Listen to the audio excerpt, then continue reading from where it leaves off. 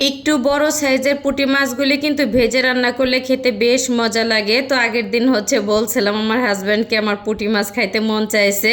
তো বলা মাত্র দেখি রাত্রে পুঁটি মাছ আর কি নিয়ে আসছে, তো ফ্রিজে রেখে দিছি যেহেতু অনেক রাত্রে আর কি আসছে। তো দেখা যাচ্ছে সকাল সকালে আসলে আর কি পুঁটি মাছগুলি সুন্দরভাবে কেটে দিয়ে পরিষ্কার করে রাখতে পারতাম। আর এই বড় সাইজের পুঁটি মাছ যে শেষ কবে খাইছে আমি নিজেও বলতে পারবো না। যাই হোক, তো মাছগুলি কিন্তু সকাল সকালে বের করে তো সুন্দরভাবে কিন্তু কেটে দিয়ে আমি পরিষ্কার করে নিছি। তো আজকে কিন্তু ভিডিওটা সকাল থেকে আমি শুরু করে দিছি। আর পুঁটি মাছ কিন্তু একটু বড় সাইজের মাছগুলি সুন্দর করে ভেজে খেতেও কিন্তু ভাতের সাথে মজা লাগে, আবার রান্না করে খেতেও কিন্তু বেশ মজা লাগে। যাই হোক, এখানে কিন্তু মাছগুলি আর কি আমি ভেজে নেব সুন্দর করে। তো এখানে কিন্তু হলুদ মরিচের গুঁড়ার কিছুটা লবণ দিয়ে সুন্দর করে মেখে ঝুঁকে কিন্তু আমি তেলের উপরে দিয়ে দিলাম। তো একটুখানি কড়া করে ভাজবো, যেহেতু পুঁটি মাছের ভিতরে কিন্তু কাটা থাকে, এর জন্য আর কি একটু কড়া করে আর কি ভাজার চেষ্টা করবো, যেহেতু বাচ্চারাও আছে, বাচ্চারাও খাবে। আর আমার বাচ্চাদের সব ধরনের মাছ আমি সবসময় খাওয়ানোর চেষ্টা করি। তো মশলা দিলে কিন্তু ওরা মাছ খেতে অনেকটা বেশি পছন্দ করে। আর এতে দিকে কিন্তু তেলটা গরম হয়ে গেল, ওর ভিতরে কিন্তু কিছুটা জিরা আর কি ফোড়ন দিয়ে পেঁয়াজ আর কাঁচামরিচটা দিয়ে সুন্দর করে আর কি আমি ভেজে নেব।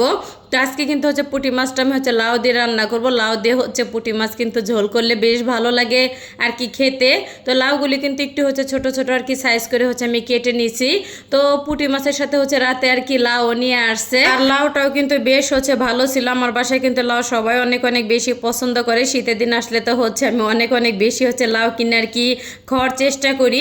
আর এখন দেখা যাচ্ছে লাউ বেশি ভালো পাওয়া যায় না, তারপরে হাতে গোনা কয়েকটা ভালো পেলে আমি যে কোনো মাছ দিয়ে আর কি রান্না করে ফেলি।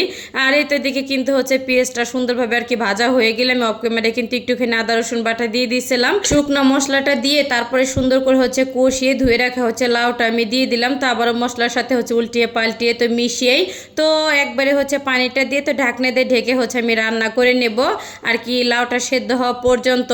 অফ ক্যামেরায় কিন্তু আমি দুইবার আর কি সুন্দরভাবে নেড়ে চেড়ে দিছি। লাউগুলি একটু একটু আর কি ভেঙে ভেঙে দিছি। আর লাউটা একটু ভেঙে ভেঙে দিলে কিন্তু সব থেকে ভালো লাগে আর কি খেতে।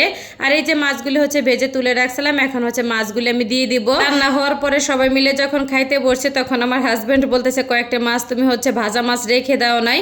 আসলে একটা বোকামি কাজ করে ফেলছে, আমার একটু মনে ছিল না। যাই হোক, তো বললাম আবার তুমি মাছ আইনো, পরে ভেজে দেবো, ওইটা গরম ভাতের সাথে খায়ও। আর পুঁটি মাছ কিন্তু ভাতের সাথে খাইতে বেশ মজা লাগে, গরম ভাতের সাথে বিশেষ করে। আর এই যে আমি কিন্তু গরম পানি দিয়ে তো একটুখানি রান্না করে নিছিলাম, 4-5 মিনিটের মতো রান্না করে কিন্তু আমি চুলাটা বন্ধ করে দিছি।